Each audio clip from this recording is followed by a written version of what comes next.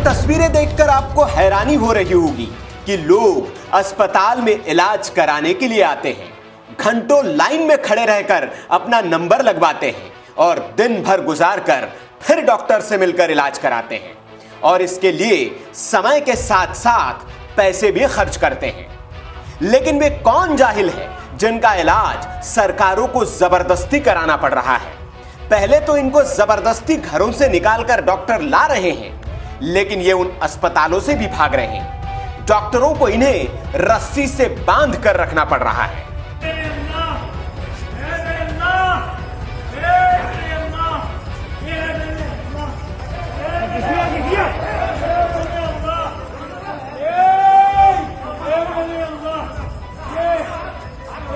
इनकी अक्ल पर पड़ा जाहिलियत का पर्दा किस स्तर का होगा, आप इसकी हरकतें देखकर समझ सकते हैं। यह देश की राजधानी दिल्ली के एक अस्पताल के बाहर की तस्वीर है। यह कोरोना संक्रमित मरीज तबलीगी जमात का सदस्य बताया जा रहा है, उसी तबलीगी जमात का जिसके सदस्यों को जाहिल कहने पर इन दिनों संग्राम छिड़ा हुआ है। लेकिन ऐसी हरकतें देखकर इन्हें जाहिल न कहा जाए तो क्या कहे। यह जहालत की भी पराकाष्ठा है। इन्हें तो जाहिल कहना जाहिलों का अपमान करने जैसा है।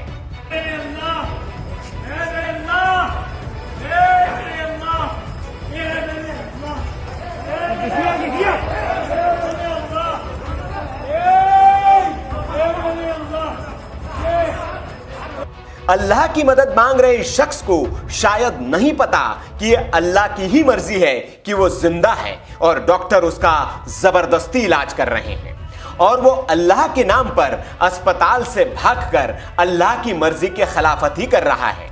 लेकिन अक्ल पर जब जाहिलियत का पर्दा पड़ा हो तो उसे ये बातें समझ नहीं आती है। यह अकेला मामला नहीं है। मध्य प्रदेश के इंदौर से भी 4 जमाती अस्पताल से भाग गए थे।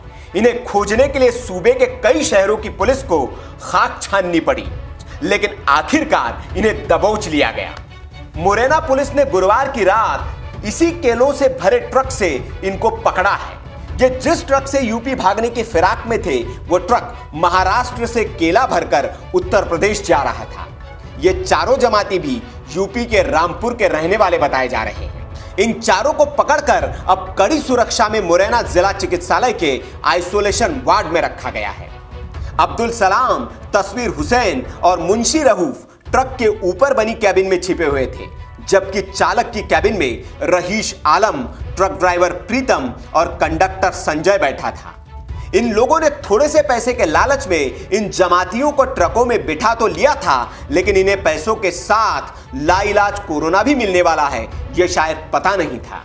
हमने हर एक का इंडिविजुअल चेक किया, एक एक को लेते हुए सबका आधार कार्ड वगैरह चेक करा, तो ये 4 लोग हमको ट्रक के ऊपर वाले बोनट में 3 लोग सोते हुए मिले और एक रईस जो कि अंदर कैबिन में बैठा हुआ था। जमाती के लोग थे, वहीं से इंदौर में इनका क्वारंटाइन किया गया था, वहां से ये भागे हुए हैं। दरअसल इन चारों में से 2 लोगों की रिपोर्ट कोरोना पॉजिटिव आ चुकी है।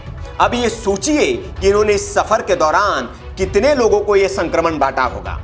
इन्होंने रास्ते में जिस गुना के ढाबे से खाना पैक करवाया, उस ढाबे पर कितने लोगों को यह संक्रमण दिया होगा, इसकी जांच अभी बाकी है। हालांकि बाकी 4 की रिपोर्ट अभी आनी बाकी है, लेकिन जब 2 पॉजिटिव साथ में चले हैं तो इसकी आशंका ज्यादा है कि ये सभी कोरोना पॉजिटिव ही होंगे। इससे पहले भी उत्तर प्रदेश के बागपत जिले से एक ऐसी ही तस्वीर आई थी जिसने सबको हैरत में डाल दिया था। अस्पताल की खिड़की से लटकी पड़ी कपड़ों की इस रस्सी के सहारे एक कोरोना पॉजिटिव जमाती कूदकर भाग गया था। पुलिस ने इसे भी 12 घंटे की कड़ी मशक्कत के बाद काठा गांव के एक ईंट भट्टे से दबोच लिया था। अब आप सोचिए, इन जाहिल जमातियों के इलाज के लिए सरकार को कितनी मशक्कत करनी पड़ रही है, और जब इन्हें जाहिल कहा जाता है तो उस पर संग्राम छिड़ जाता है। अब इन जमातियों को जाहिल न कहा जाए तो क्या कहे, यह सवाल उनसे है जो जमातियों के हिमायती बने हुए हैं और उनके बचाव में कुतर्कों का लेप लगा रहे हैं। वीके न्यूज की रिपोर्ट।